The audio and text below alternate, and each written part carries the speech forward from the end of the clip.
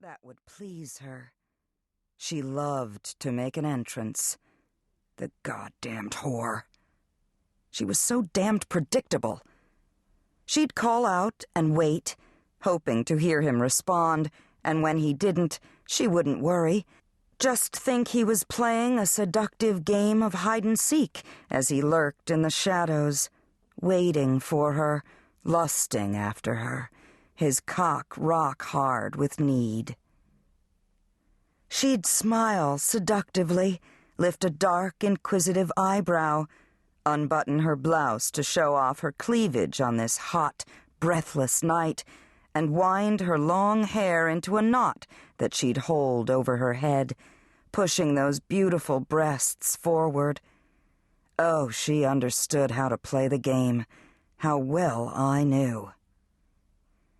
My hands were slippery in my gloves as I fantasized about how she, in that low, throaty voice, would call out to him again, saying something naughty, dirty.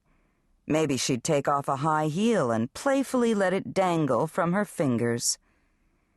But the smell of smoke would be stronger by then, and she'd start to wonder, perhaps feel that first little niggle of fear slide down her spine. I smiled at that thought, tamped down the rage that burned through me at the thought of her seductive games. Jesus, I hoped she'd experience real, gut-wrenching, piss-your-pants terror tonight. That's what it was all about. That, and getting rid of her. Forever. In my vision, I saw her, dark hair intentionally mussed. Disturbed, even a little frightened, she'd yell his name more loudly. Anxiously. She'd be getting angry, worried. She'd warn him that she was in no mood for jokes, and this wasn't funny anyway.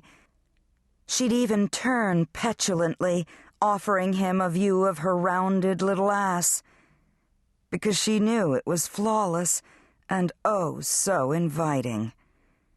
But by that time, it would be too late. She'd take one step toward the door and... bam! The gunpowder would explode. She'd be thrown off her feet. She'd land with a bone-rattling smack onto the hardwood floor. Her head would crack on the oily planks.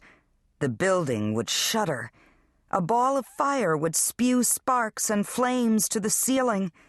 Tinder-dry walls would ignite, fire climbing up to the rafters, sparks raining down, catching in her hair, burning her clothes, sizzling against her skin.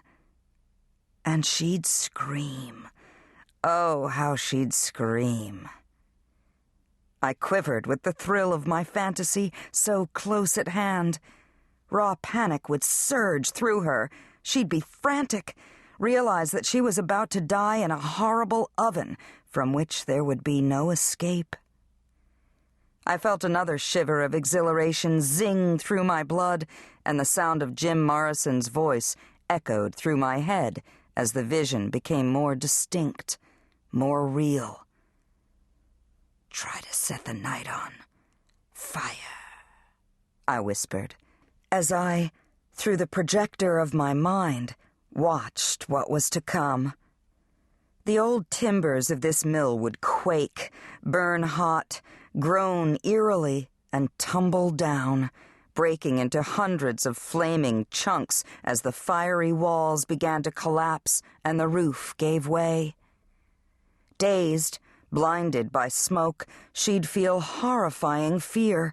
She'd cough and gasp, crying, begging for someone to save her. She'd crawl on her bloodied knees to the back door, her only hope of escape. But it would be shut forever. The padlock that I'd opened earlier for my escape firmly back in place. Black smoke would fill her lungs. She'd cough, gag, scream, pound on the old door. But no one would hear her. No one would come. The smoke and heat would be terrifying, and she would be trapped. That was the best part. Those last brutal minutes of her life, Would she wail and keen, pray wildly to a deaf god, see her life flash behind her eyes, and regret all her sins? In a matter of seconds, the entire building would be engulfed in intense, hellish flames. Her lungs would feel as if they were being seared. Flames would lick her bare flesh. Pain would tear through every inch of her. Her skin would begin to peel from her body. And she'd know, in those last desperate moments, that she'd been condemned to hell. But she wouldn't know who had done this to her, nor would she know why. Not that it mattered, because I would know. Finally, she would have gotten what she had deserved. Excited, barely able to think beyond what was about to happen, I lingered in the darkened building near the back wall of the large room that had been the receiving area, waiting, heart pounding, feeling sweat run down my back. Where was she? I glanced at my watch, then through the dirty windows, where I saw the streetlights of town giving off a dull blue light. Few cars passed this way. She was already 5 minutes late. Come on, I whispered. Relax, she's never on time, you know that. My nerves were jumping. What if something went wrong? What if she didn't show up?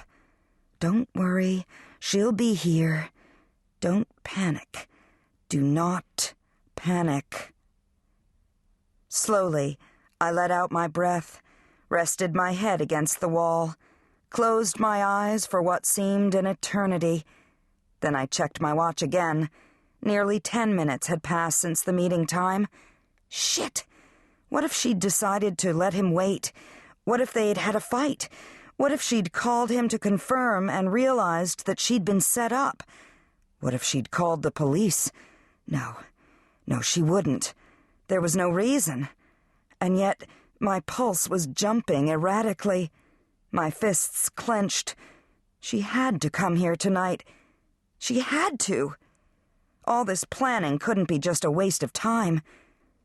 She had to die. Tonight. 5 more agonizing minutes passed, and she was now 15 minutes late. Son of a bitch! Son of a goddamn bitch!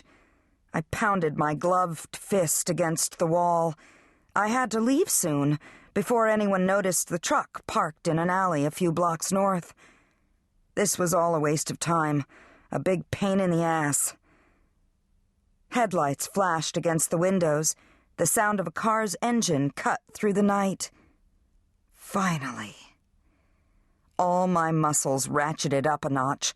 I glanced through the window again, but only caught a glimpse of a dark vehicle as it flew into the parking lot. Tires crunched on the sparse gravel. She was here. It was now or never. Fingers shaking, the gloves hampering me, I set the timer. I had 3 minutes to get away from the building and into the truck. It would take me 2 minutes to sprint to the alley, and that was if I ran fast and didn't encounter any problems. I should leave right now, but I couldn't. Not quite yet. I was too fascinated by what was to come. I heard footsteps, and then a hesitation at the doorway. Silence, as if she sensed something was wrong.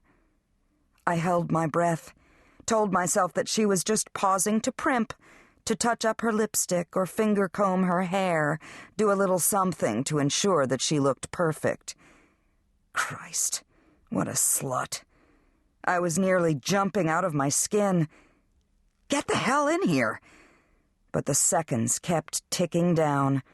30 gone. Now 35. Come on, you bitch. Don't make me drag you. I held my breath and waited in the darkness. The timer was a simple device. I couldn't stop it.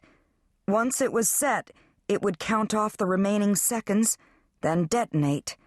There was no failsafe on the damned thing. I had to leave. Now.